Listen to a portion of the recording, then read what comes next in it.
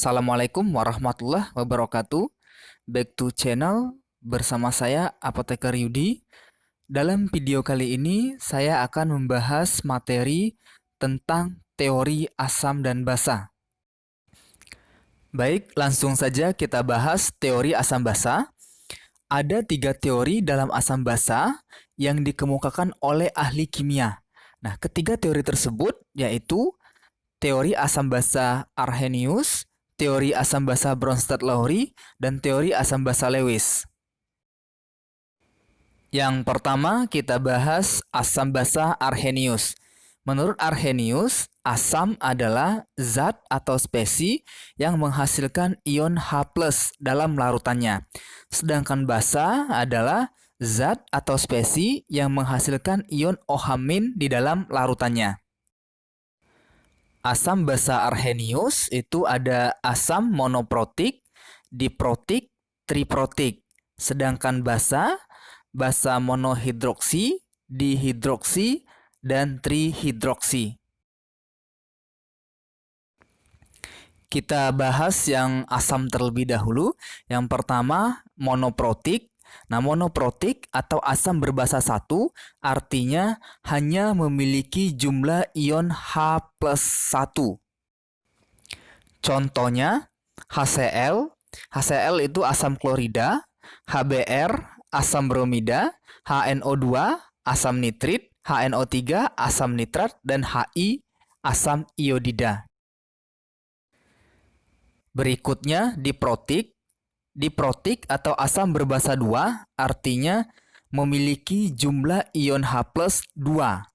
Contohnya H2S yaitu asam sulfida, H2SO3 asam sulfid, H2SO4 asam sulfat, dan H2C2O4 asam oksalat. Selanjutnya triprotik. Triprotik atau asam berbasa 3 artinya memiliki jumlah ion H+3.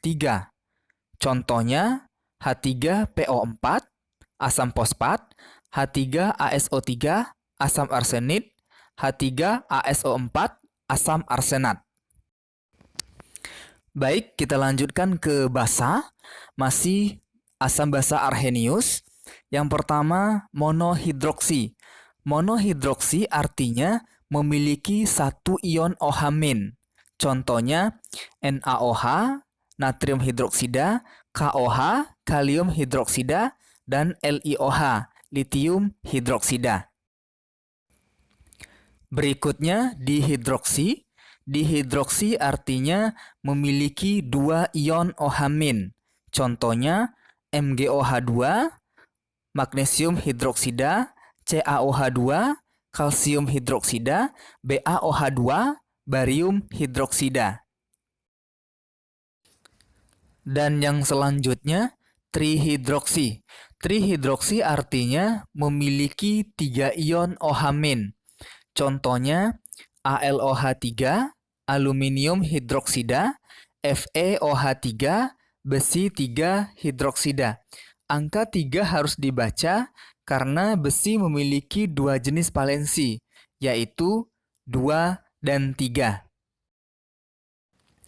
Baik, sudah kita bahas mengenai asam basa Arrhenius. Sekarang kita ke asam basa yang kedua, yaitu asam basa Bronsted-Lowry. Asam basa Bronsted-Lowry atau asam basa konjugasi menyatakan bahwa asam yaitu donor proton, sedangkan basa akseptor proton.